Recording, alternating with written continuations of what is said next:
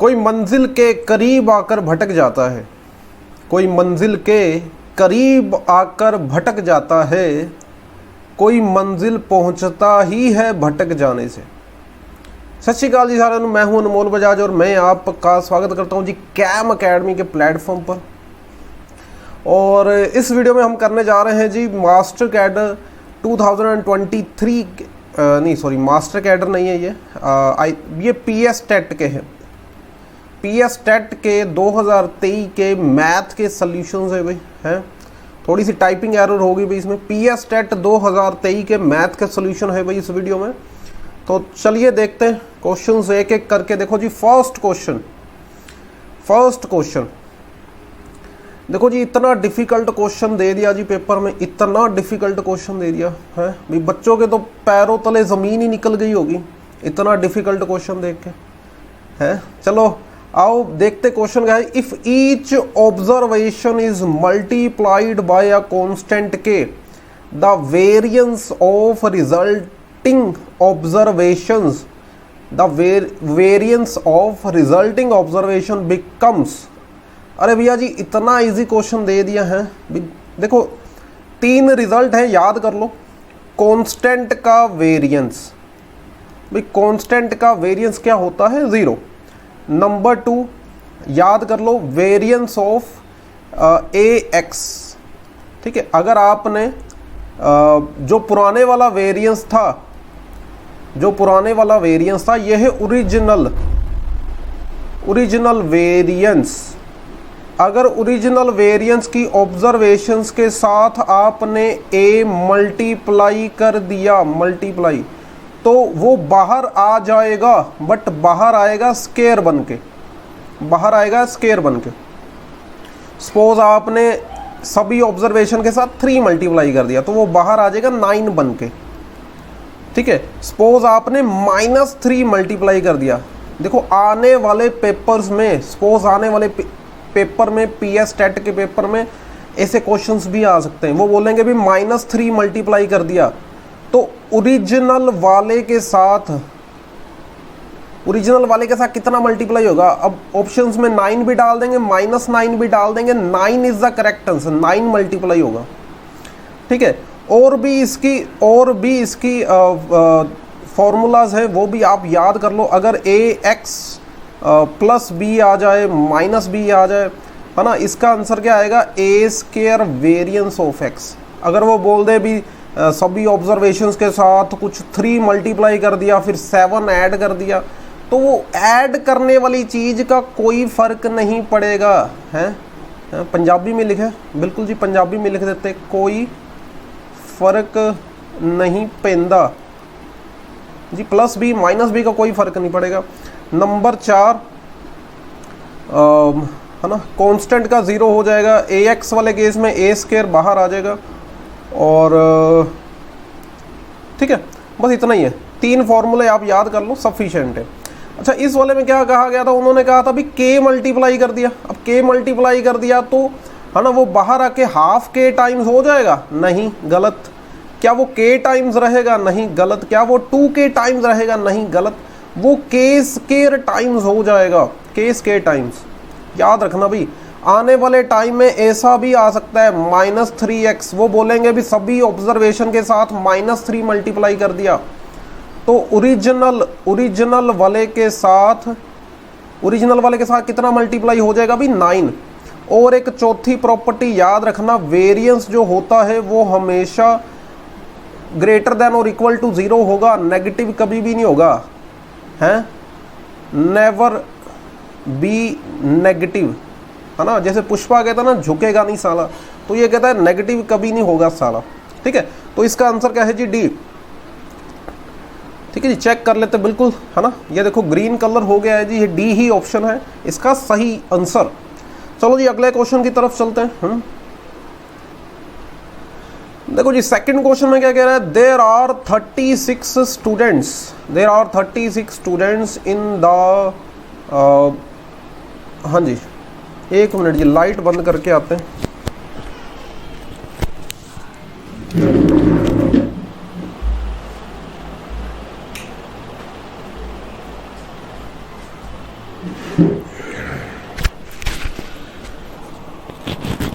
हाँ जी, क्या कहा जा रहा है अभी भाई, there are 36 students in the executive body of the school mathematics club and the ratio of the number of girls to the number of boys। तो भाई ये क्वेश्चन है रेशो एंड प्रपोर्शन का क्वेश्चन है, रेशो एंड प्रपोर्शन टॉपिक का question है, ठीक है जी। तो रेशो एंड प्रपोर्शन और है ना, ये चैप्टर हो गया, एक परसेंटेज चैप्टर हो गया, ठीक है। ये दोनों चैप्टर माने जाते हैं, है ना, रीढ़ दी हड्डी। जैसे आप कोई भी बंदा रीढ़ की हड्डी के बिना, है ना, उसकी लाइफ खत्म है रीढ़ की हड्डी के बिना, ठीक है। हमारे हॉस्टल में एक लड़का था, वो है ना, वो बिल्कुल टॉप पे चढ़ गया, है ना, उसने पी ली ड्रिंक करने के लिए, वो ड्रिंक करके रीढ़ की हड्डी के बल वो गिर गया, ठीक है, उसकी रीढ़ की हड्डी टूट गई, वो स्ट्रेचर पर आया पेपर देने, और उसकी लाइफ, है ना, रीढ़ की हड्डी के बिना क्या है बंदे की लाइफ। तो ये रीढ़ की हड्डी मतलब मेन चीज मानी गई बंदे की, ठीक है।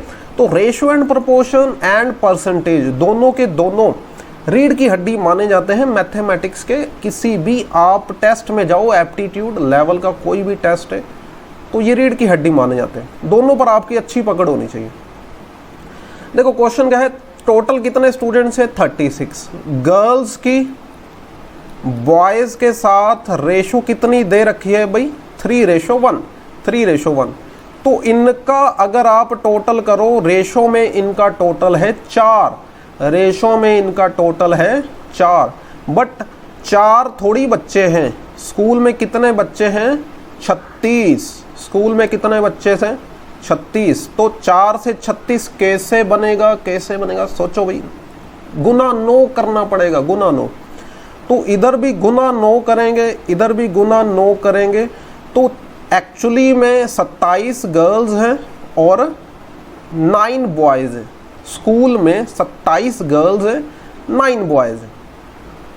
अब वो कह रहा है भाई हाउ मैनी, क्वेश्चन पढ़ो भी आगे, how many more boys, how many more boys should be added, add करने हैं, ठीक है भाई। नई रेशो क्या बन जाए, नई रेशो बन जाए 9 रेशो, है ना, 9:5। तो गर्ल्स कितनी है 27, बॉयज कितने हैं 9। वो कहता है भी न्यू रेशो कितनी बन जाए भी 9:5, है ना। ऐड कहाँ करना है, बॉयज में ऐड करना है, बॉयज में ऐड करना है। तो देखो अगर बॉयज में ऐड करना है तो गर्ल्स वाले को सेम बनाओ, सेम बनाओ।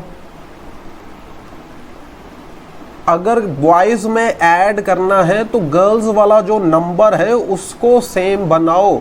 9:5 के साथ कितना मल्टीप्लाई करोगे भाई, गर्ल्स वाला सेम बन जाए, 3 मल्टीप्लाई करना पड़ेगा, 3 मल्टीप्लाई करना पड़ेगा, कितना बन जाएगा 27 और ये 15, ठीक है। तो ये आ गया अब न्यू, ये न्यू वाला आ गया, है ना। तो देखो गर्ल्स को 27 का 27 रहने दो, क्योंकि गर्ल्स अगर देखो बॉयज ऐड करोगे तो बॉयज की गिनती में चेंज आएगा ना। अब कितना चेंज आ गया, है ना, कितना चेंज आया है। अब बच्चे 9 से, बच्चे नहीं सॉरी, बॉयज 9 से 15 हो गए, तो कितना चेंज आ गया भाई, कितना चेंज आ गया, 6 का चेंज आया है।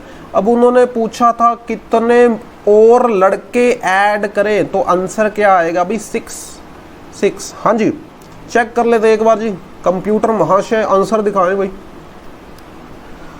लो जी, D option is the correct answer. और ये जो क्वेश्चन है आपने इसको अच्छे से समझना है, वीडियो को दोबारा देख लो, बट ये जो रेशो प्रोपोर्शन है और परसेंटेज है इस पर आप अपनी पकड़ बनाओ, ठीक है जी।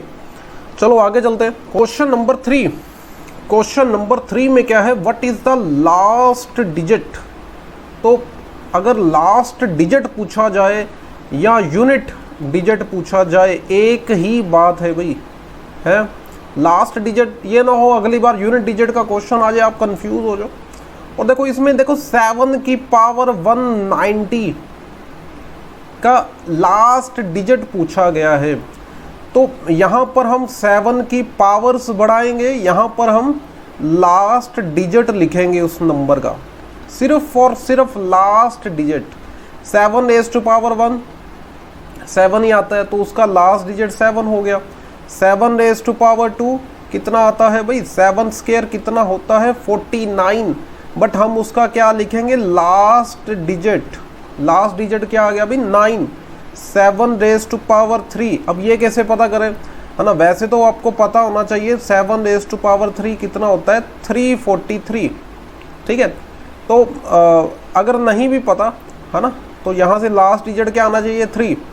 अगर नहीं भी पता तो देखो 7 स्क्वायर 9, इधर 7 मल्टीप्लाई करोगे तो कितना बन जाएगा 7 रेज़ टू पावर 3, इधर 7 मल्टीप्लाई करोगे तो कितना आ जाएगा 63। बट हमें क्या चाहिए, हमें चाहिए पीएस टेट क्लियर हो जाए, हैं, हमें चाहिए मास्टर कैडर क्लियर हो जाए, हमें चाहिए जॉब लग जाए, ठीक है। बट इस टाइम चलो, इस टाइम क्या चाहिए, इस टाइम चाहिए लास्ट डिजिट। लास्ट डिजिट क्या आ जाएगा भी 3, ठीक है। तो अगर आपको ये वाला वे आता है 7 रेज़ टू पावर 3 का, 7 का क्यूब ही पता है, याद है दिमाग में 343, तो 3 लिख लो वहाँ से। अगर नहीं पता तो 7 का स्क्वायर 9 और 7 मल्टीप्लाई करोगे 7 raise to power 3, right hand side पे भी 7 मल्टीप्लाई कर दो 63, बट हमें उसका फिर लास्ट डिजिट चाहिए तो 3 आ जाएगा। फिर 7 रेज़ टू पावर 4, है ना, इस साइड भी 7 मल्टीप्लाई करोगे तो कितना आएगा 21। बट आपने क्या लिख लेना है, उसका लास्ट डिजिट, ठीक है। लास्ट डिजिट क्या आएगा, देखो 7 रेज़ टू पावर 4, इधर 7 मल्टीप्लाई करोगे कितना आ जाएगा 21, बट लास्ट डिजिट क्या लिखेंगे भाई 1, ठीक है। तो देखो ये क्या है भाई 7 रेज़ टू पावर 4 कितना आ गया भाई 1, 7 रेज़ टू पावर 4 कितना आ गया 1, 7 रेज़ टू पावर 4 कितना आ गया 1। अब इसकी आप चाहे स्क्वायर कर लो तब भी 1 ही आएगा, क्योंकि 1 का स्क्वायर 1 हो जाएगा। 7 रेज़ टू पावर 8 भी 1 आएगा। अब आप इसका चाहे स्क्वायर कर लो तब भी ये 1 ही रहेगा, क्योंकि 1 का स्क्वायर 1 रहेगा। बट हमने पहुंचना कहाँ है, हमने पहुंचना है 190 तक, और अगर ऐसे करते रहे तो भाई अगला दिन ही हो जाएगा शुरू, है। तो ये मेथड नहीं लगाना आपने। अब इसके बाद क्या है, आपको इतना पता है भी 7 की पावर 4 1 आ गया, 7 की पावर 4 कितना आ गया 1 आ गया। अब चाहे आपको दे दे ऐसे इतना बड़ा नंबर दे दे, हैं 15 65 हैं 68, इतना बड़ा नंबर दे दे, तो आपने पूरे को 7 से डिवाइड नहीं करना, पूरे को 4 से डिवाइड नहीं करना, पूरे को 4 से डिवाइड नहीं करना। जितनी भी पावर दी होगी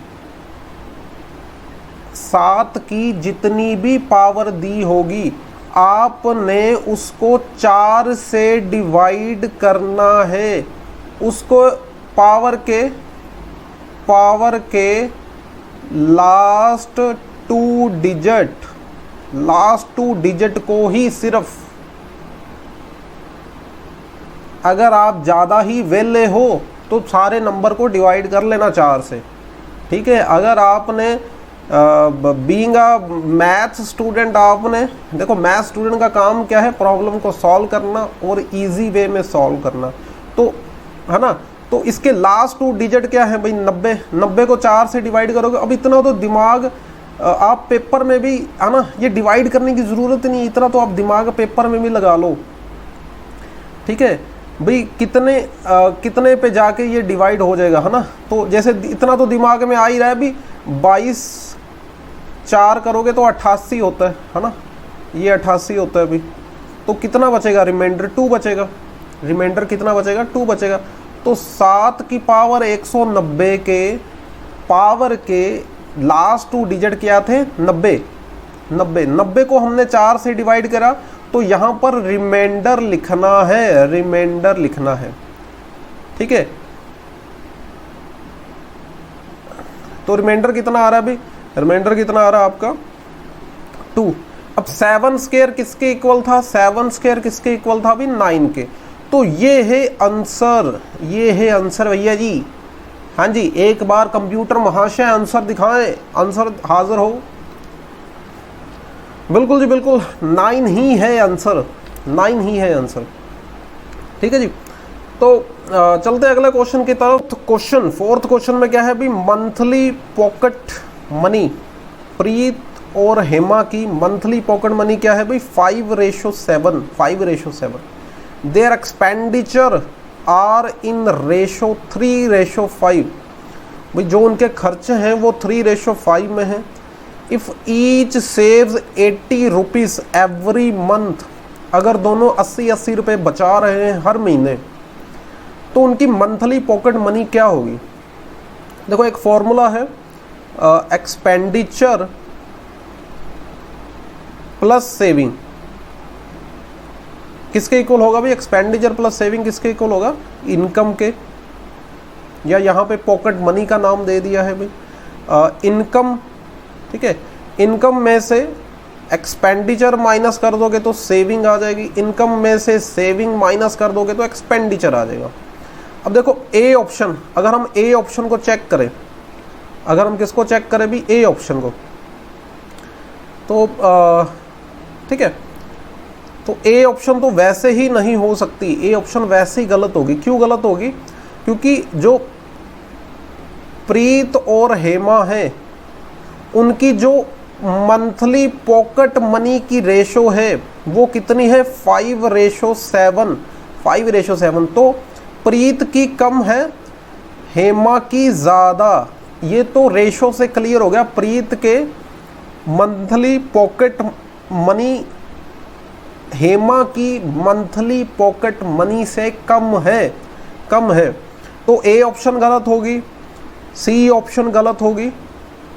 ठीक है, इनका डाउट रहेगा अभी, दोनों का डाउट है भाई। अब तो इतना तो दिमाग आपको लगाना पड़ेगा भाई, एक दो ऑप्शन ऐसे ही कट जाती हैं। उन्होंने कहा भाई रेशो में 5:7 है, तो प्रीत की कम है हेमा की ज़्यादा है, तो ए ऑप्शन गलत। ए में प्रीत की ज़्यादा दे दी पॉकेट मनी, सी में फिर प्रीत की ज़्यादा दे दी। तो यहाँ से चलो दो ऑप्शंस बची हैं, 50-50 लग गया, जैसे करोड़पति में 50-50 लगता ना, वो लग गया। अब जैसे मैं अगर बी ऑप्शन उठाऊं, ठीक है, ऑप्शन बी देखे अगर, ठीक है, ऑप्शन बी, तो ऑप्शन बी में क्या है, वो कह रहे हैं भी प्रीत हेमा ये 200 रुपये, ये 280 रुपये। तो ये क्या दे रखी है अभी, एक तरह से पॉकेट मनी या कह लो इनकम। इनमें से आप सेविंग क्या कर दो, माइनस। दोनों की सेविंग कितनी है, 80-80 रुपये। ठीक है, अब इसकी रेशो निकालो, देखो 0 से 0 कट गया। अब ये इनकम में से सेविंग माइनस करोगे, ये क्या आ जाएगी भी, एक्सपेंडिचर की रेशो, एक्सपेंडिचर आ जाएगा। तो एक्सपेंडिचर क्या आ रहा है भाई, 12:20। किसका, प्रीत और हेमा का। अब है ना, देख लो ये 4 पे कट रहा है ना, 4 पे कट रहा है ये, तो ये कितना आ गया, 3:5। एक्सपेंडिचर का रेशो कितना आ गया, 3:5। बिल्कुल जी बिल्कुल मैच कर गया, मैच कर गया जो गिवन डाटा है। गिवन डाटा में क्या दे रखा है, expenditure are in ratio 3:5। Expenditure are in ratio 3:5। फिर भी अगर आपको डाउट आ रहा है, अगर फिर भी डाउट आ रहा है, तो आप क्या करो, आप क्या करो, अगर फिर भी मन में शंका रह रही है भाई ये तो कुछ गलत तो नहीं हो रहा, ठीक है, फिर आप डी ऑप्शन चेक कर लो, फिर आप डी ऑप्शन चेक कर लो। ठीक है, या डी ऑप्शन नहीं चेक करनी, आप बी ऑप्शन को थोड़ा और देखो। ये आपको 200, 280 ये किसकी रेशो दे रखी है, प्रीत की हेमा के साथ इनकम की रेशो दे रखी है। तो 0 से 0 कट गया है ना, ये 4 के टेबल पे 5 और ये 4 के टेबल पे 7। क्या इनकम की रेशो इतनी ही दे रखी है, बिल्कुल जी बिल्कुल 5:7 ही दे रखा है। ठीक है जी, 5:7 ही इनकम की या पॉकेट मनी की रेशो दे रखी है। और ये हमने एक्सपेंडिचर की रेशो निकाल ली थी। तो B option is the correct answer. फिर भी एक बार कंप्यूटर महाशय आंसर दिखा देंगे। ठीक है जी, नहीं दिखा रहे, चलो बी है आंसर, इसका बी आंसर आप नोट कर लो। चलो 5वें क्वेश्चन की तरफ चलते। भी पाई इतना टफ क्वेश्चन दे दिया जी पेपर में, बच्चे कंफ्यूज हो जाएंगे, बच्चे तो हरास कर दिया ये तो क्वेश्चन देकर है। चलो क्या है भी पाई क्या है, रैशनल नंबर है, पाई 22/7 के इक्वल है, इरेशनल नंबर है, टर्मिनेटिंग डेसिमल है। तो देखो जी, ना तो पाई क्या है रैशनल नंबर, क्योंकि पाई को हम p/q की फॉर्म में नहीं लिख सकते। पाई को हम देखो रैशनल नंबर्स क्या होता है जो p/q की फॉर्म में लिखे जा सके, पाई को नहीं लिख सकते, not a rational number. Equal to 22/7 नहीं है, यहाँ पर ज़्यादा बच्चे गलती करेंगे, यहाँ पर बच्चे ज़्यादा गलती करेंगे। देखो अगर पेपर में कभी भी 22/7 लिखा आ जाए, 3.14 लिखा आ जाए, कभी भी उन ऑप्शंस को टिक ना लगाना। पाई इनके इक्वल नहीं होता, पाई इनके अप्रोक्सीमेट होता है, अप्रोक्सीमेट। इक्वल टू अप्रोक्सीमेट में जमीन आसमान का अंतर है, जमीन आसमान का अंतर। ठीक है, तो ये आप गलती ना करना, पाई को 22/7 ना लिखना। ठीक है, पाई जो नंबर है वो एक इरेशनल नंबर है और ये नॉन टर्मिनेटिंग डेसिमल है, नॉन टर्मिनेटिंग डेसिमल। जिनको पता हो, जिनको पाई के बारे में पता है ना, जब जिनको इनकी वैल्यू पता है, पाई की वैल्यू पता है 3.14 ऐसे करके चलती जाती जो वैल्यू, तो उनको पता, उनको ही पता है भाई ये नॉन टर्मिनेटिंग डेसिमल है, रुकता नहीं है, ख़त्म नहीं होता, इरेशनल नंबर है। 22/7 आ जाए, 3.14 आ जाए, दोनों पर कांटा मार कर आना है, रैशनल नंबर नहीं है, इरेशनल नंबर है। ठीक है जी, लीजिए कंप्यूटर महाशय ने भी दिखा दिया अभी सी ऑप्शन। ओके जी, चलो जी। और इतना टफ क्वेश्चन दे दिया, बच्चे क्या करेंगे, बच्चों का क्या बनेगा, कैसे जिएंगे भाई बच्चे हैं। तो देखो x < y और a क्या दे दिया नेगेटिव। तो हमें पता है, ये तो बचपन से ही रटाया गया है भी, अगर आपने नेगेटिव के साथ मल्टीप्लाई या डिवाइड करना है, नेगेटिव के साथ मल्टीप्लाई या डिवाइड करोगे तो क्या होगा, है ना, तो क्या होगा भाई, मल्टीप्लाई बाय a करोगे, a क्या है नेगेटिव, तो ये चेंज हो जाती है, चेंज। चेंज का मतलब लेस देन से क्या आ जाएगा भी, ग्रेटर देन। तो ये है आंसर, और किसी ऑप्शन की तरफ देखना भी नहीं, आपका सी कट जाएगा भाई, पेपर में सी कट जाएगा। ठीक है, तो यहाँ पर कौन सी ऑप्शन बनती है, B option, B option. D भी ना लगा देना, डी भी गलत है। अरे सिर्फ साइन चेंज होता है, इक्वल टू अपने आप प्रकट नहीं हो जाएगा, है, इक्वल टू नहीं कहीं से भी प्रकट हो जाएगा। तो B option is the correct answer.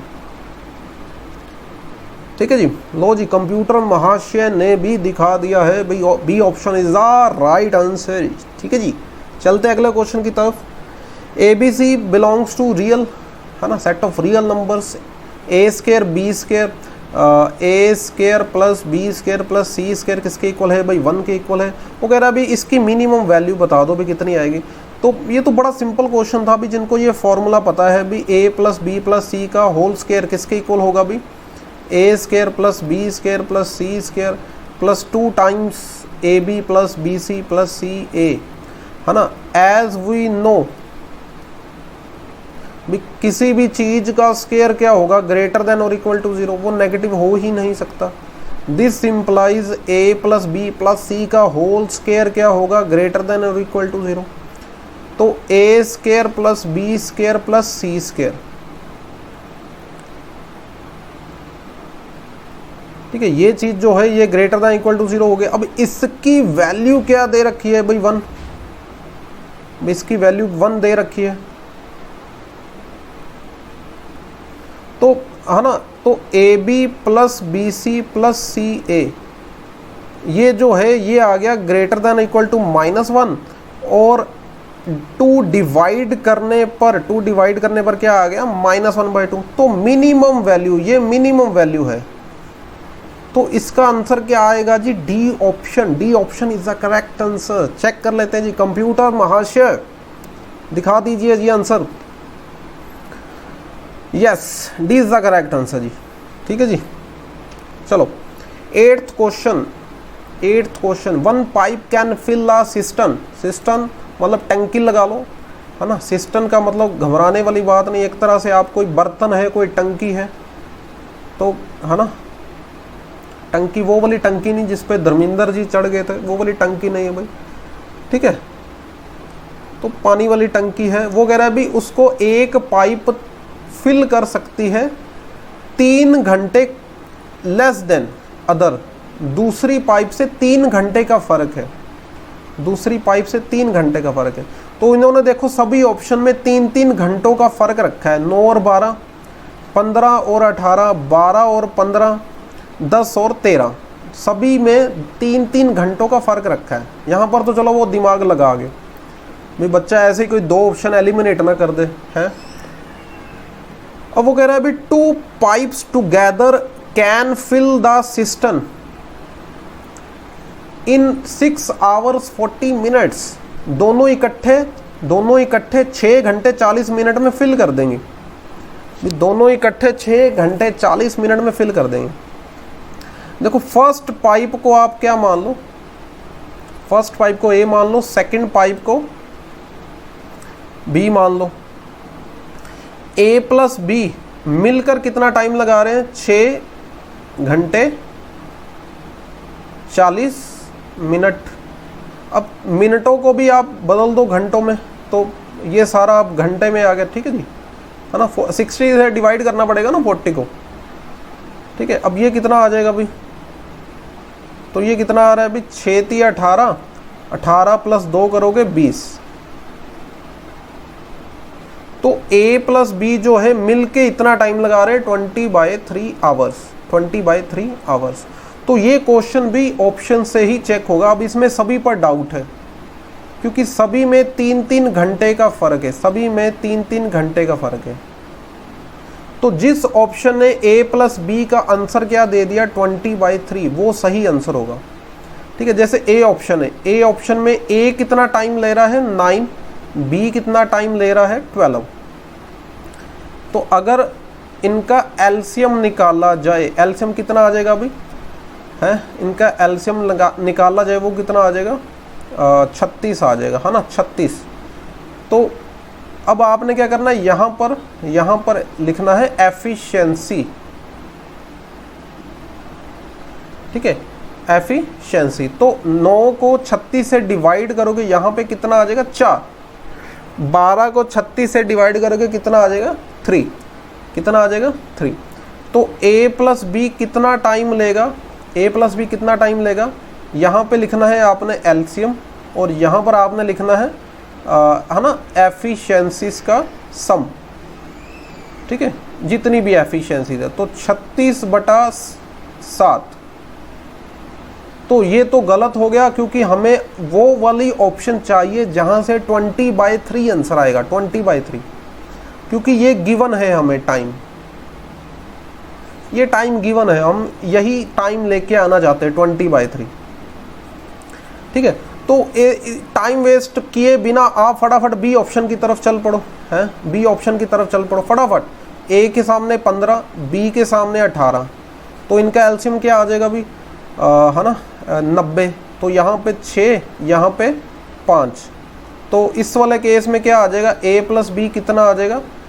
LCM कितना है 90, और नीचे एफिशिएंसीज ऐड करोगे 6 + 5 कितना आ जाएगा भी? 90/11। ये भी क्रॉस लगा दो, ठीक है। फिर सी ऑप्शन की तरफ आ जाओ। सी ऑप्शन में A कितना ले रहा है 12, B कितना ले रहा है 15।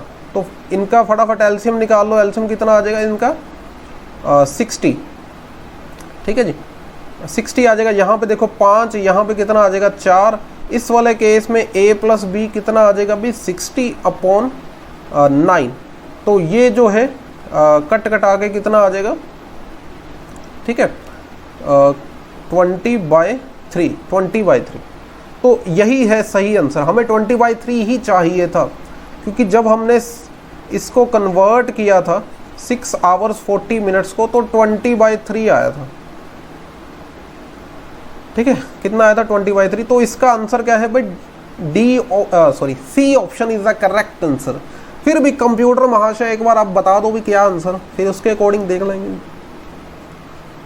हाँ जी, C option is the correct answer. ठीक है जी, चलते अगले क्वेश्चन की तरफ। ये ट्रिक आपको पता होनी चाहिए। ठीक है, और यहाँ पे प्लस प्लस लिख लो, क्योंकि दोनों पाइप फिल कर रही हैं। फिल वाले केस में प्लस लिखना है। एम्प्टी, अगर कोई पाइप एम्प्टी कर रही है तो माइनस लिखना है, माइनस। ये याद रखना, फिल वाले केस में प्लस, एम्प्टी वाले केस में माइनस। ठीक है जी। ओ भाई साहब, इतना टफ क्वेश्चन दे दिया, इसको सॉल्व करने में तो पूरे 2.5 घंटे लग जाने थे। ये क्वेश्चन क्यों डाला PS टेट में? ऐसा नहीं है, ऐसा बिल्कुल नहीं है। 1 सेकंड का क्वेश्चन था, 4 सेकंड 5 सेकंड मैक्सिमम। कुछ ऐसे क्वेश्चन डाले गए हैं पेपर में जिनको बच्चा पढ़ के ही छोड़ दे। बट जब भी आप PS टेट में लंबे क्वेश्चंस देखोगे, तब आपने सोचना है भी इसका कहीं ना कहीं एक आधी, है ना, मतलब ये लंबा क्वेश्चन ज़रूर है, बट इसका आंसर कुछ ही सेकंड का है। देखते ही शायद इसका आंसर आ जाएगा, पढ़ते ही शायद इसका आंसर आ जाएगा। तो इसमें देखो, ये देखो क्या गया है अभी, mean of following distribution is 62.8।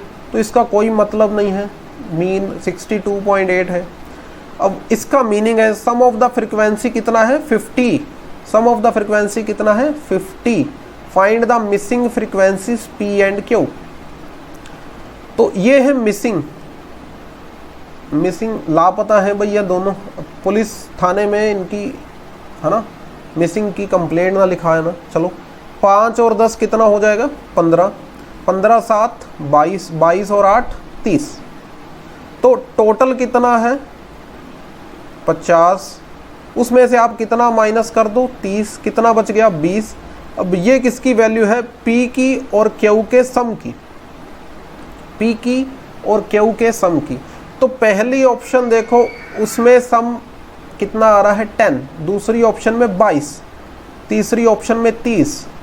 एक ही इकलौती ऑप्शन है D, इकलौती ऑप्शन है D, जिसमें P प्लस Q का सम क्या आ रहा है? 20। ऐसा क्वेश्चन था। अभी बच्चे छोड़ के आए हैं कई ये क्वेश्चन है, उन्होंने अपना C कटवा लिया उन्होंने है। चलो देखते कंप्यूटर महाशय एक बार फिर भी आंसर दिखा दे। जी बिल्कुल, D ऑप्शन ही है आंसर, D ऑप्शन ही आंसर। चलो जी नेक्स्ट चलते भी। क्या दे रखा है अभी? इन रंबस, एक रंबस है ABCD, diagonal AC, diagonal rhombus में देखो चारों साइड्स इक्वल होती हैं। रंबस में चारों साइड इक्वल होती हैं।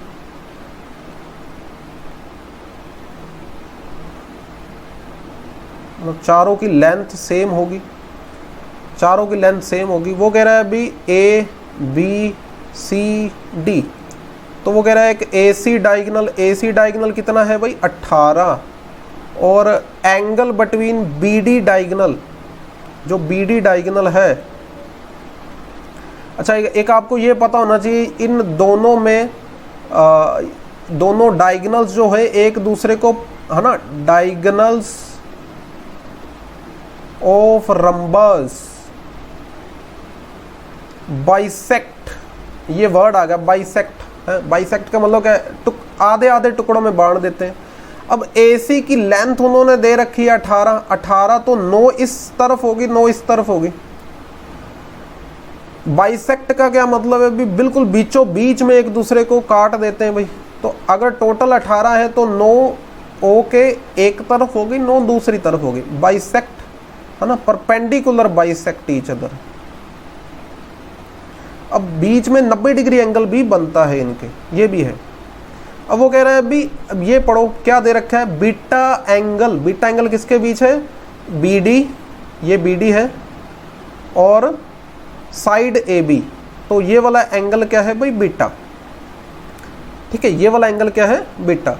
तो in right angle triangle AOB, ठीक है, आपको दे रखा है कोस बीटा किसके इक्वल है 0.8। 0.8 का क्या मतलब है भी 8/10। 8/10 का क्या मतलब है 4/5। 4/5। Find the perimeter of rhombus. Perimeter का मतलब क्या है ना, जितनी ये लेंथ है, अगर सपोज ये A लेंथ है तो वैसे तो सारी इक्वल होंगी, सारी की सारी क्या होंगी, इक्वल होंगी।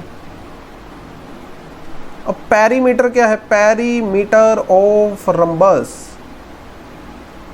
तो पेरीमीटर का क्या मतलब होता है भी उसकी जो उसका बाउंड्री है, उसकी बाउंड्री अगर मैं चलूँ, ये अगर बाउंड्री चलूँ है, पौड़ी पौड़ी चलदा जा, जय माता दी करदा जा, तो अगर ये मैं पौड़ी पौड़ी चलदा जाऊँ तो कितना मुझे चलना पड़ेगा 4A, A plus A plus A plus A, 4 bar A।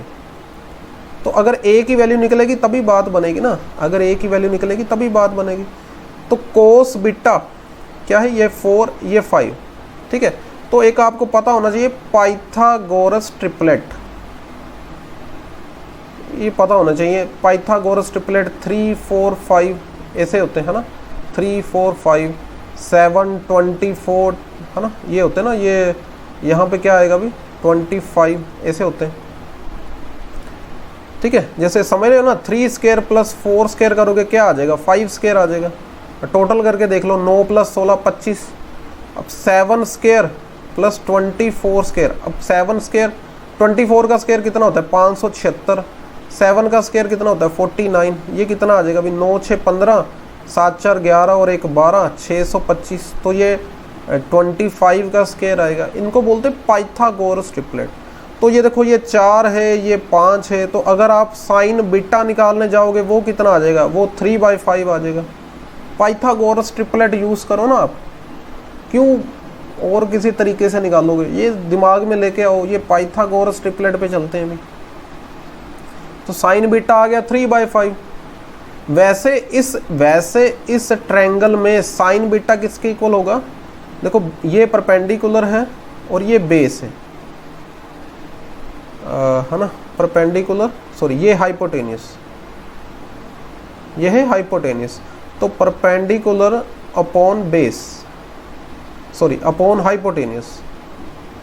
तो परपेंडिकुलर कितना है ट्रायंगल में, परपेंडिकुलर कितना है 9, हाइपोटेनियस कितना है a। तो 9 है ना, इसको थोड़ा सॉल्व करते हैं। 9/A किसके इक्वल आ गया 3/5 के।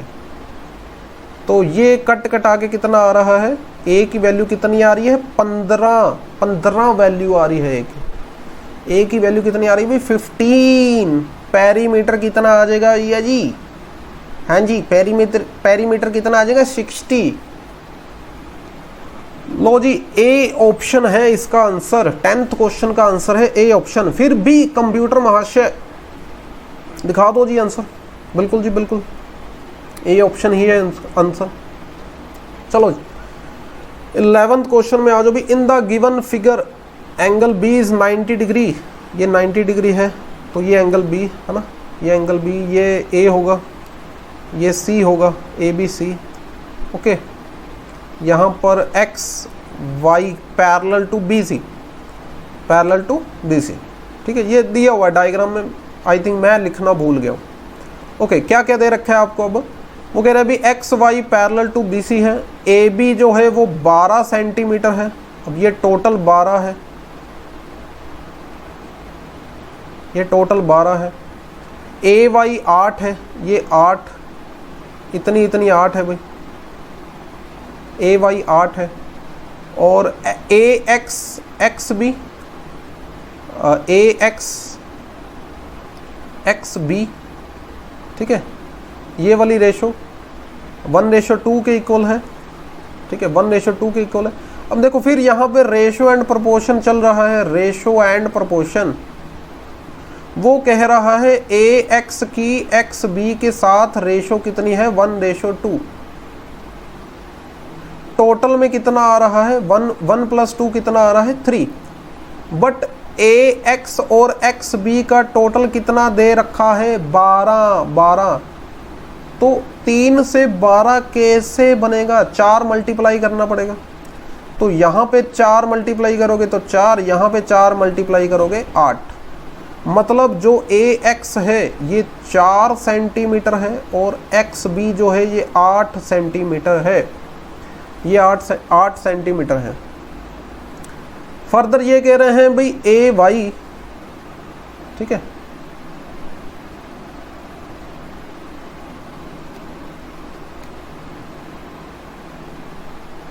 ठीक है, ये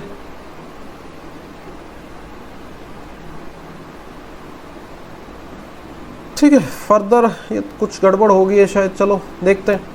फर्दर ये कह रहे हैं भी AY और YC की रेशो भी 1:2 है। भाई ये भी 1:2 है, ये भी 1:2 है। तो अगर ये 8 है तो है ना, अगर ये 8 है तो YC क्या है इसका 2 गुना, तो ये 16 होनी चाहिए, ये 16 होनी चाहिए। YC कितना होना चाहिए 16, तभी तो रेशो बनेगी ना 8:16, तभी तो 1:2 बनेगा। चेक कर लो, अगर 8 16 है तभी तो 1:2 बनेगा। अब उन्होंने कहा क्या है, find the length of AC and BC। AC की और BC की लेंथ निकाल लो। निकाल लेते हैं भी, इसमें क्या बड़ी बात है, इसमें कोई दिक्कत है? कोई दिक्कत नहीं है भाई। AC और BC की सारी डायग्राम तो हमने सॉल्व कर ली, सारी डायग्राम तो हमने सॉल्व कर ली। अब AC की लेंथ कितनी आ रही है, वो कह रहा है अभी 8 + 16 24 आ गई, 24 आ गई, ठीक है। और किसकी लेंथ निकालनी है अभी, BC की। BC की लेंथ कैसे निकलेगी, देखो अगर AC 24 है, ठीक है, AC क्या है 24, तो BC क्या है भाई, BC किसके इक्वल होगा भाई, हाइपोटेनियस का स्क्वायर माइनस AB, है ना, परपेंडिकुलर का स्क्वायर। अब इसमें हाइपोटेनियस कितना है 24 और परपेंडिकुलर कितना है 12, परपेंडिकुलर कितना है 12। तो यहाँ पर ये देख लो 576 माइनस 144, 576 में से 144 गए, कितना बचेगा अभी, ठीक है 432 आ रहा। अच्छा ठीक है, तो बिल्कुल 432 आ रहा है, 432 आ रहा है। चलो ये भी ना करो हैं, इतनी कैलकुलेशन भी नहीं करनी है आपने, सीधा सीधा देखो दोनों में से 12 का स्क्वायर कॉमन निकाल लो। 24 में भी तो 12 छुपा हुआ ना, तो कितना बचेगा 2 स्क्वायर माइनस 1, तो ये कितना आ रहा है भाई 12 स्क्वायर इंटू 4 माइनस 1 कितना हो जाएगा 3, भाई 4 माइनस 1 कितना हो जाएगा 3। तो BC स्क्वायर किसके इक्वल आ गया 12 स्क्वायर इंटू 3 के, तो BC किसके इक्वल होगा 12√3 के, BC किसके इक्वल होगा 12√3 के। तो AC किसके इक्वल है 24, BC किसके इक्वल है 12√3। आई थिंक ये ऑप्शंस गलत आ गए हैं, ये क्वेश्चन अगले पेज पे चला गया है। तो 24 और 12√3 है हमारा आंसर, ठीक है, ये है हमारा आंसर, ए ऑप्शन 24 और 12√3 इज द राइट आंसर। फिर भी कंप्यूटर महाशय एक बार आंसर दिखा दें जी, बिल्कुल ए ऑप्शन ही है आंसर, ठीक है जी। 13th क्वेश्चन क्या कह रहा है अभी, find the quadratic equation with roots twice. देखो पेपर में ट्वाइस आ जाए, थ्राइस आ जाए, 5 गुना कर दे, 10 गुना कर दे, 20 गुना कर दे, जो भी कर दे, ठीक है, जो भी ओल्ड इक्वेशन होगी और जो भी न्यू इक्वेशन होगी। ओल्ड इक्वेशन में 5x² + 3x - 2 = 0, तो यहाँ पे जो साइन है, साइन वो क्या रहेंगे, न्यू में भी सेम रहेंगे, सेम। कब, जब भी आप कुछ मल्टीप्लाई करोगे, गुना 3 गुना 2 कर दो, गुना 3 कर दो, गुना 5 कर दो, ट्वाइस कर दो, थ्राइस कर दो, 5 गुना कर दो, 10 गुना कर दो, साइन नहीं चेंज होने वाले। तो देखो ये ए ऑप्शन तो वैसे ही कट गई है, डी ऑप्शन भी वैसे ही कट गई, वैसे ही कट गई। कौन सी ऑप्शन बची अब, कौन सी ऑप्शन बची, बी ऑप्शन पे डाउट है और सी ऑप्शन पे डाउट है। अब फॉर्मूला लगाओ, ठीक है। अब देखो सपोज पहले वाले की जो रूट्स थी वो ए, ठीक है, क्या थी भाई ए और बी, ठीक है, क्या थी रूट्स ए और बी, ठीक है। तो आपने क्या किया है, वैसे तो ये होता है x square minus S x plus P is equal to 0। S का मतलब क्या होता है सम, पी का मतलब क्या होता है प्रोडक्ट, पी का मतलब क्या होता है प्रोडक्ट। तो जब आप, ठीक है, सपोज इसकी रूट्स क्या है ए और बी, सपोज इसकी रूट्स क्या है ए और बी, जब आप क्या करोगे इनको 2 से मल्टीप्लाई करोगे, 2 से मल्टीप्लाई करोगे, है ना, ट्वाइस लिखा हुआ ना, ट्वाइस, तो क्या आ जाएगा भाई 2a और 2b, 2a और 2b। देखो पहले a प्लस बी किसके इक्वल था, एस के। अब उन्होंने क्या कहा भाई रूट्स क्या कर दिए हैं भाई, 2 गुना कर दिया, तो इस तरफ 2s हो जाएगा। अब जो नई इक्वेशन होगी उसमें यहाँ पे 2s दिखाई देगा आपको, 2s, ठीक है। तो ये s है, s की वैल्यू क्या है भाई 3, तो यहाँ पे आपको 6x दिखाई देगा, कितना दिखाई देगा 6x, ठीक। नेक्स्ट क्या है भाई, अब आ जाओ प्रोडक्ट पे, आ जाओ प्रोडक्ट पे आ जाओ। तो प्रोडक्ट क्या होती है भाई ए बी, जब आपने दोनों को 2 से मल्टीप्लाई कर दिया तो इस साइड कितना मल्टीप्लाई करना पड़ेगा, इस साइड 4 मल्टीप्लाई करना पड़ेगा, 4। तो ये थी P की वैल्यू, तो यहाँ पे अब आपको कितना दिखाई देगा, अभी आपको 4P, ठीक है, 4P दिखाई देगा, 4P मतलब 8। तो इसका आंसर क्या आ जाएगा अभी, B option is the correct answer, B option is the correct answer. यहाँ पे कितना हो जाएगा अभी 2s और यहाँ पे कितना हो जाएगा अभी 4p। ये आपको थोड़ा सा वहाँ पे दिमाग लगाना पड़ेगा, ठीक है। तो इसका आंसर क्या है भाई B option is the correct answer. Next क्या है भाई, minute hand of a watch is 1.5 centimetre long, ठीक है। जो घड़ी का मिनट हैंड है वो 1.5 सेंटीमीटर लॉन्ग है। How far does its tip moves in 40 minutes, ये 40 मिनट्स में ऐसे ऐसे ये मूव करेगा। तो वो कह रहा है अभी कितनी दूरी तक 40 मिनट में ये मूव कर जाएगा, ये चीज़ बतानी है। हाउ फार इट मूव्स, कितना दूर गया 40 मिनट में, कितना दूर गया ये बताना है, ठीक है। तो देखो जो मिनट वाली सुई है ना, जो मिनट हैंड है उसका नाम क्या है, उसका मिनट, उसका नाम ही है मिनट। तो वो लेगी 60 मिनट, कितने मिनट लेगी 60, उसका नाम क्या है मिनट हैंड, वो 60 मिनट लेगी, वो 60 मिनट लेगी, ठीक है। मिनट हैंड वाली जो सुई है वो 60 मिनट लेगी पूरा चक्कर लगाने में। मिनट हैंड वाली सुई 60 मिनट ले जाएगी पूरा चक्कर लगाने में। पूरा चक्कर का मतलब क्या होता है 360 डिग्री। तो 1 मिनट में 60 डिग्री, 60 से डिवाइड कर दो दोनों तरफ, तो 40 मिनट में, ठीक है, कितना आ जाएगा भाई यहाँ पर, ठीक है,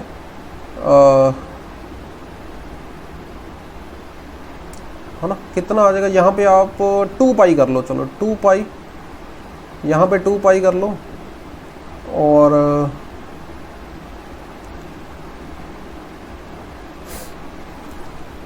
चलो 360 रहने दो, 360 60, और फिर ये कितना आ जाएगा अभी 40 मिनट में कितना आ जाएगा 2400 डिग्री, कितना आ जाएगा 2400 डिग्री।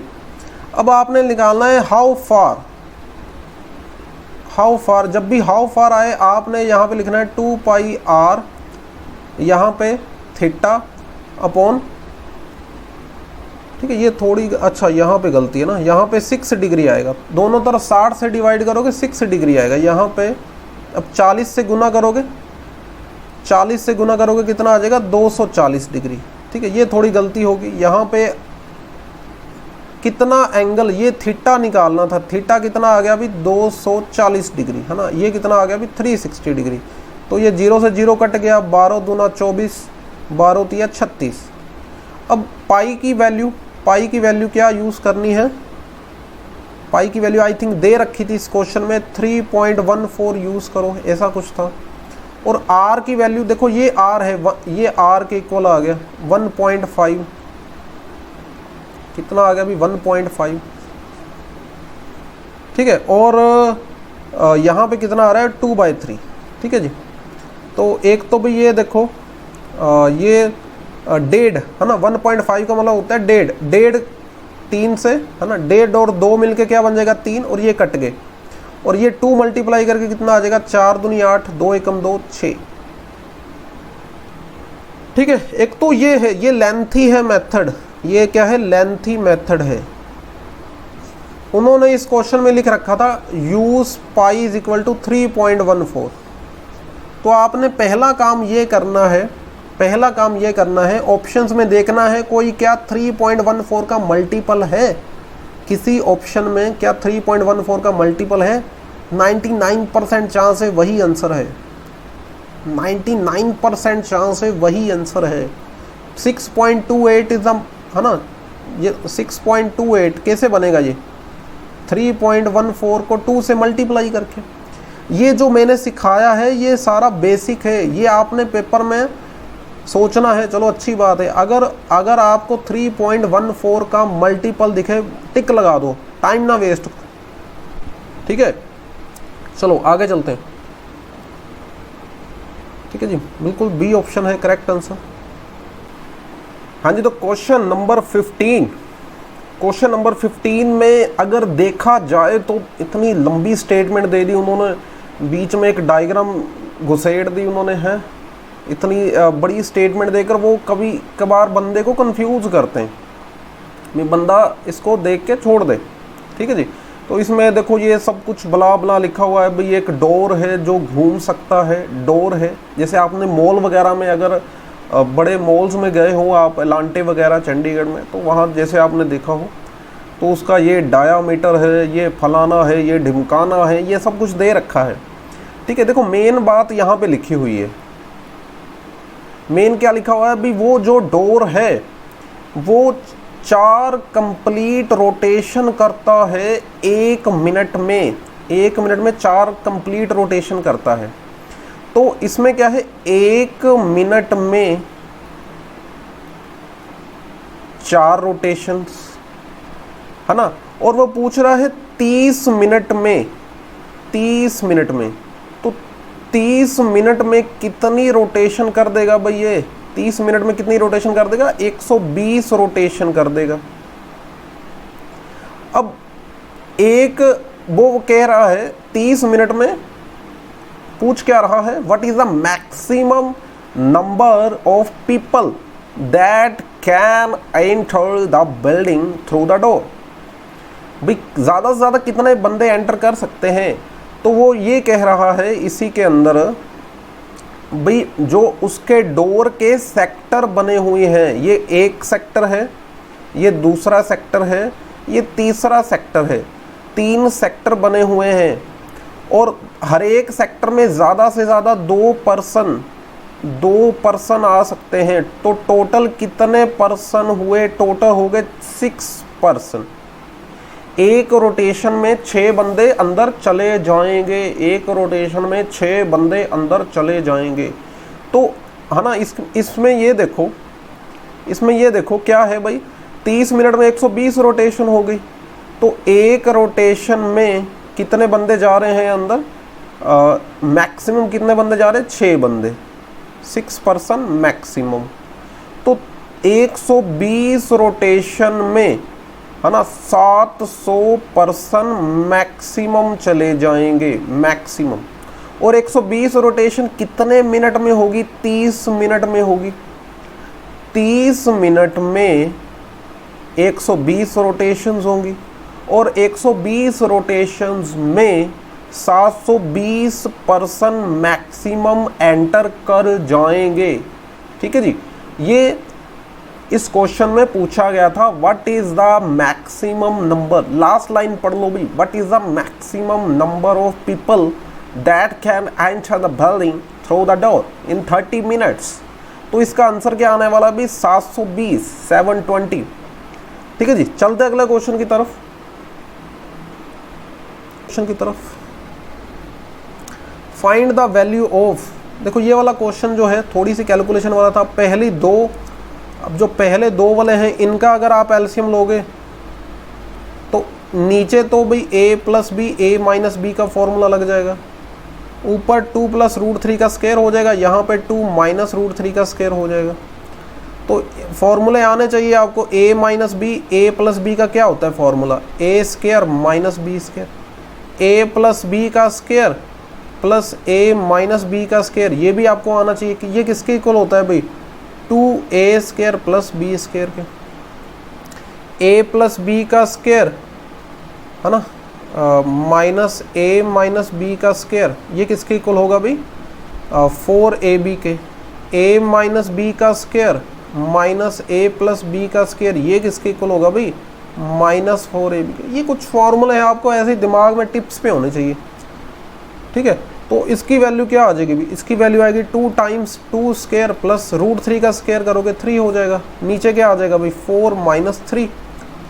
ठीक है, ये कितना आ जाएगा भाई आपके पास 7 और नीचे 1, यहाँ से 14 आ रहा है, पहले वाले से पहली ब्रैकेट से 14 आ रहा है। नेक्स्ट आ जाओ भी, नेक्स्ट वाली जो ब्रैकेट है भाई, नेक्स्ट वाली जो ब्रैकेट है उसमें आप एलसीएम लोगे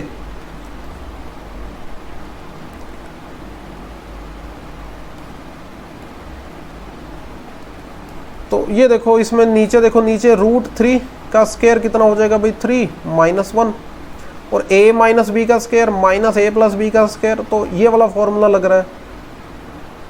ठीक है, तो कितना हो जाएगा भाई, ये माइनस 4ab है ना, a कितना है रूट 3, b कितना है 1,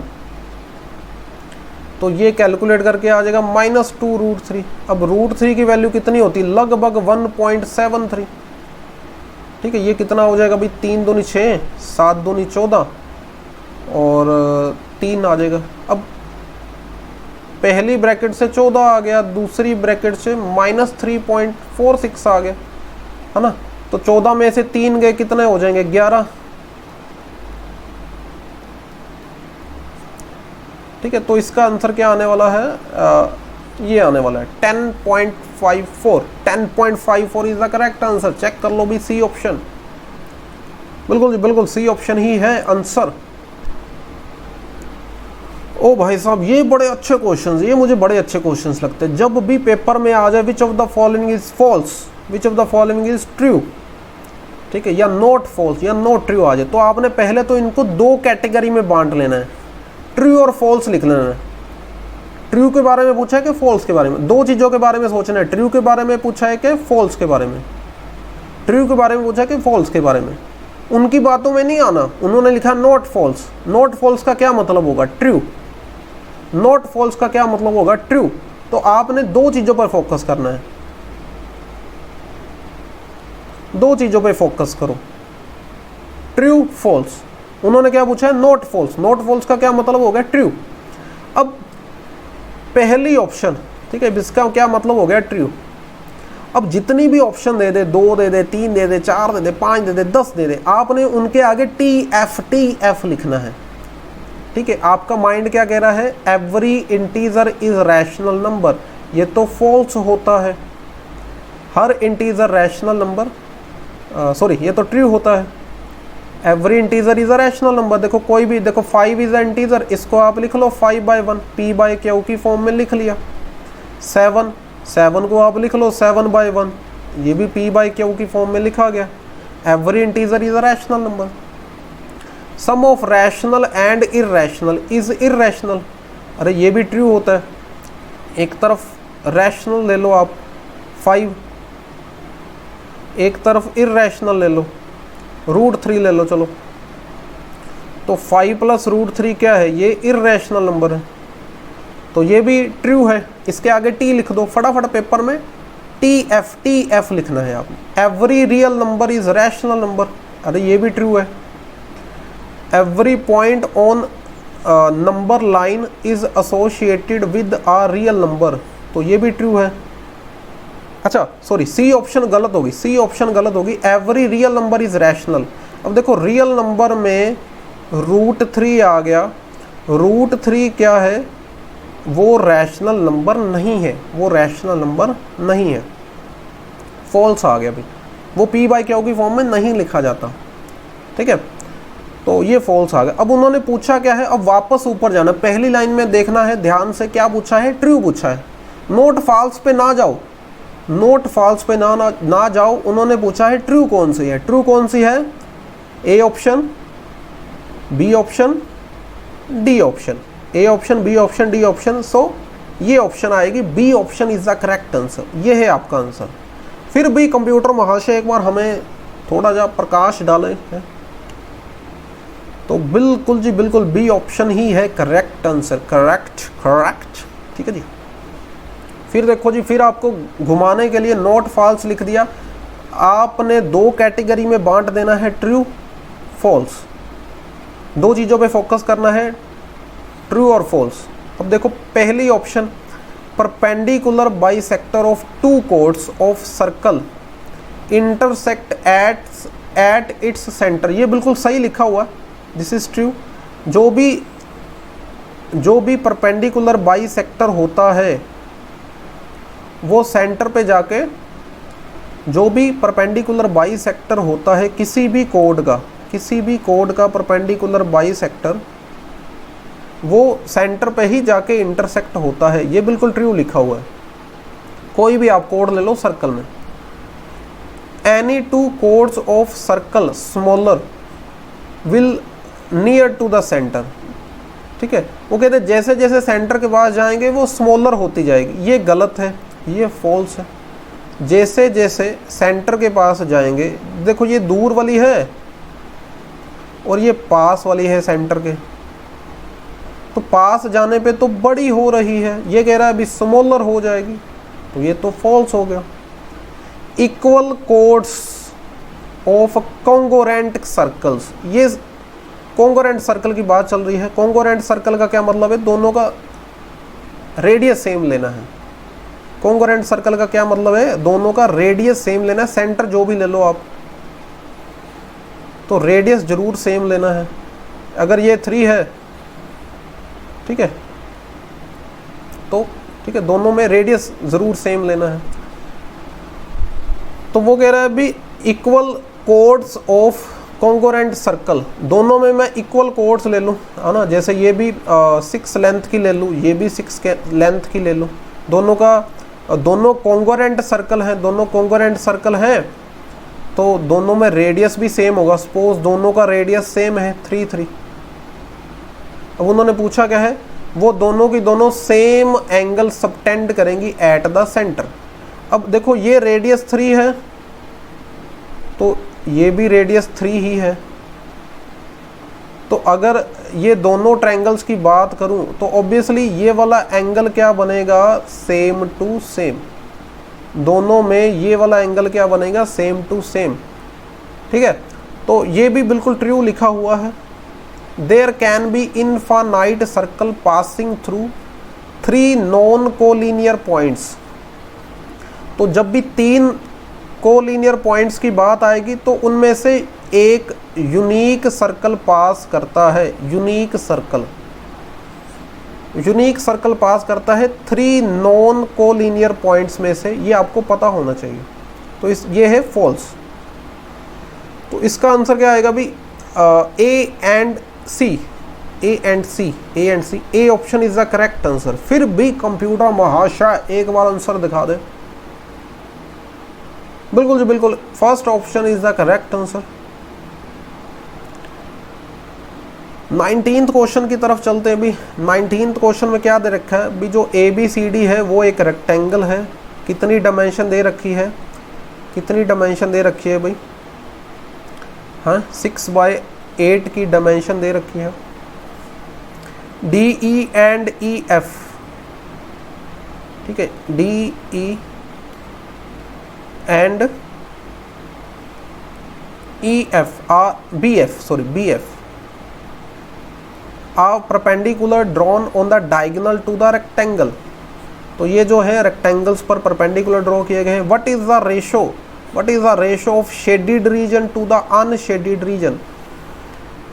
तो डायग्राम को अगर आप ध्यान से देखो तो शेडिड रीजन जो है, शेडिड रीजन अनशेडिड रीजन से ज़्यादा है, शेडिड रीजन अनशेडिड रीजन से ज़्यादा है। ये आप ध्यान से देखोगे तो पता चलेगा, इतनी तो कॉमन सेंस वहाँ पे लगानी पड़ेगी। शेडिड रीजन अनशेडिड रीजन से ज़्यादा है। तो भैया जी सी ऑप्शन गलत हो गई। सी ऑप्शन में क्या है ना, सी ऑप्शन में क्या है, यहाँ पे √3 है। अब √3 की वैल्यू क्या होती है भाई, 1.73 समथिंग। और अगर आपने 1.73 को 3 से मल्टीप्लाई किया 9, ये है ना 21, ये 5.19 हो जाएगा। मतलब यहाँ पर 3√3 आपको गलत करवाने के लिए है ना। देखो ये गलत हो गया। हमें शेडिड रीजन पता है डायग्राम में वो ज़्यादा है, अनशेडिड रीजन क्या है, कम है उससे। इसी तरह से डी ऑप्शन भी गलत हो गई। डी ऑप्शन में क्या है 3√2, तो √2 की वैल्यू क्या होती है 1.41 समथिंग। तो इसको मल्टीप्लाई करेंगे तो कितना आ जाएगा भाई, लगभग 4.23 आ जाएगा। तो डी ऑप्शन भी गलत हो गई। अब ए ऑप्शन और बी ऑप्शन को अगर ध्यान से देखो, इसमें ज़्यादा फर्क आ गया। ए ऑप्शन में क्या है ना, ये ज़्यादा है और ये वाला कम है। बट ये जो है फ़र्क बहुत ज़्यादा कर दिया इन्होंने। करवाने को ये मैं क्वेश्चन फॉर्मूले से भी करवा सकता हूँ, मेरे पास फॉर्मूला भी है, पर मैं क्यों टाइम वेस्ट करूँ, इतना मैं क्यों टाइम पेपर पे इनको सॉल्व करने में वेस्ट करूँ। मुझे पता है इसका आंसर बी आएगा, बी आंसर इसका आएगा। क्यों बी आंसर आएगा, क्योंकि एक तो 16 जो है वो 9 से ज़्यादा है, और शेडिड अनशेडिड, ये जो अनशेडिड रीजन है, ये जो अनशेडिड रीजन है ये इतना भी कम नहीं है। ठीक है, इतना भी कम नहीं है भी मुझे 14-3 आंसर लगाना पड़े। ठीक है, तो इसका करेक्ट आंसर क्या है भी 16-9। बिना सॉल्व किए आप पेपर में ऐसे आंसर लगा सकते हो, कोई बड़ी बात नहीं है। हाँ जी कंप्यूटर महाशय एक बार आंसर दिखा दो भी। अगर फिर भी किसी को ये क्वेश्चन ना समझ आए तो मुझे कमेंट बॉक्स में बता देना, मैं आपको इसका सॉल्व करके भेज दूंगा। अभी इसका 16-9 क्यों है आंसर। ठीक है जी, बिल्कुल जी बिल्कुल बी ऑप्शन ये आंसर। ठीक है जी, देखो नेक्स्ट क्वेश्चन क्या है, विच of the following is correct. अब करेक्ट आ गया है ना, करेक्ट का मतलब क्या है ट्रू। अब फिर मैं कह रहा हूँ उन्होंने करेक्ट लिख दिया, इनकरेक्ट लिख दिया, नॉट ट्रू लिख दिया, नॉट फॉल्स लिख दिया, वो कुछ नहीं। आपने बस 2 चीज़ों पे फोकस करना है, true false, true false. Correct का मतलब क्या है, दिमाग में सोचना है, करेक्ट का मतलब क्या है ट्रू। तो पहले क्या है एरिया ऑफ ट्रेपीजियम, ये फॉल्स, क्योंकि एरिया ऑफ ट्रेपीजियम, अगर ये ए है ये बी है, इनके बीच लेंथ h है, तो है ना इन्होंने चलो ए बी, तो ये B1 ये B2, तो एरिया ऑफ ट्रेपीजियम क्या होता है अभी, half into B1 plus B2 into h। थोड़ा सा इन्होंने हाफ लगाया नहीं तो फॉल्स तो हो ही गया। एरिया ऑफ पैरेललोग्राम ये भी फॉल्स है, क्योंकि पैरेललोग्राम में 1/2 नहीं आता, बेस इंटू हाइट होता है। ठीक है, नेक्स्ट क्या है lateral surface area of hemisphere 2πr²। Hemisphere जो है, ठीक है, हेमीस्फीयर जो है वो उसका लेटरल सरफेस एरिया, ये हेमीस्फीयर हो गया, इसका लेटरल सरफेस एरिया वो कह रहा है 2πr²।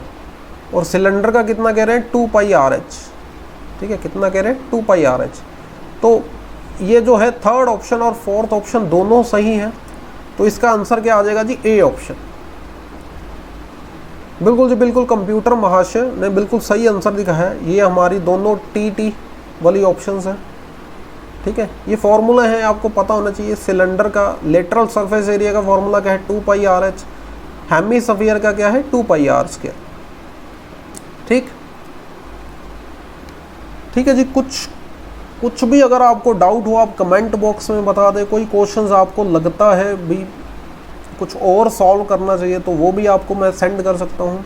कोई क्वेश्चन आपको लग रहा है छूट गया है, रह गया है, वो भी आप बता सकते हैं, वो आप नेक्स्ट वीडियो में मैं डिस्कस कर लूँगा। ठीक है जी, अभी के लिए thank you, all the best.